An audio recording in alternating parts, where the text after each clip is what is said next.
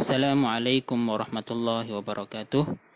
Murid-murid semua, kita sambung pelajaran akidah kita pada hari ini pada tajuk kesan beriman dengan sifat wahdaniyah dan juga akibat tidak beriman kepada sifat wahdaniyah. Jom kita belajar.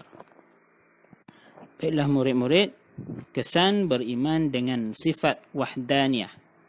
Yang pertama, taat akan perintah Allah Subhanahu wa taala. Yang kedua, bertakwa kepada Allah Subhanahu wa taala. Yang ketiga, teguh dan kukuh iman. Yang keempat, suka membuat amalan kebaikan. Yang kelima, tidak sesekali menyengutukan Allah Subhanahu wa taala, iaitu menyembah Tuhan yang lain selain daripada Allah Subhanahu wa taala. Yang keenam, iman akan semakin bertambah. Yang ketujuh, takut melanggar larangan Allah Subhanahu wa taala, iaitu melakukan dosa dan juga kejahatan. Dan yang ke-8, sentiasa berusaha untuk mendapatkan rahmat Allah Subhanahu wa taala. 8 kesan beriman dengan sifat wahdaniyah. Dan seterusnya, akibat tidak beriman kepada sifat wahdaniyah. Yang pertama, ingkar perintah Allah Subhanahu wa taala, iaitu selalu melanggar perintah ataupun kewajipan yang telah diwajibkan kepada kita, seperti solat, seperti puasa dan sebagainya. Yang kedua, jauh daripada kerahmatan Allah Subhanahu wa taala. Yang ketiga, tiada keberkatan dalam hidup. Yang keempat, hidup menjadi tidak tenteram. Yang kelima, menyekutukan Allah, mensyirikkan Allah, iaitu menyembah perkara yang lain daripada Allah Subhanahu wa taala.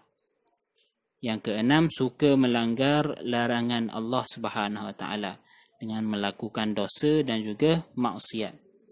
Yang ketujuh, dipandang hina di dunia dan akhirat. Ingat ya murid-murid, sesiapa yang melakukan dosa dan kejahatan, maka dia akan dihina oleh Allah Subhanahu wa taala di dunia dan juga di akhirat. Oleh itu, kita kena jauhkan diri kita daripada melakukan dosa, maksiat dan juga kejahatan.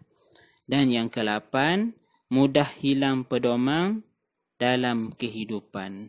Hilang pedoman, hilang kekuatan untuk meneruskan hidup dan suka menyalahkan takdir, suka menyalahkan orang lain dan suka menyalahkan Allah Subhanahu wa taala.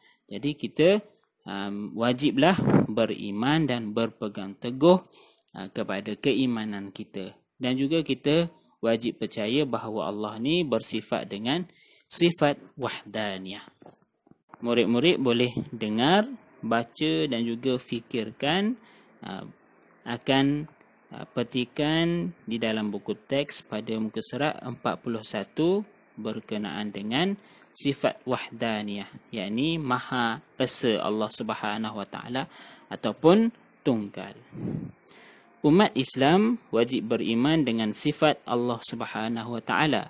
Wahdaniyah artinya Allah Subhanahu wa taala bersifat Maha Esa atau tunggal. Allah Subhanahu wa taala tidak berketurunan. Kewujudan Allah Subhanahu wa taala tidak sama seperti kejadian makhluk yang berbilang-bilang dan berpasangan seperti suami isteri dan sepasang burung merpati. Pasangan itu akan berkembang dan membiak menjadi keluarga.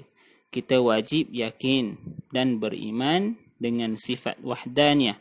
Hanya Allah Subhanahu wa taala sahaja yang mencipta kita dan seluruh isi alam ini. Baiklah murid-murid, sampai di sini sahaja pelajaran untuk pada hari ini. Jadi murid-murid dengar dan tonton video ini, dan seterusnya murid-murid menjawab ataupun membuat latihan di dalam buku aktiviti. Baiklah, Assalamualaikum warahmatullahi wabarakatuh. Assalamualaikum.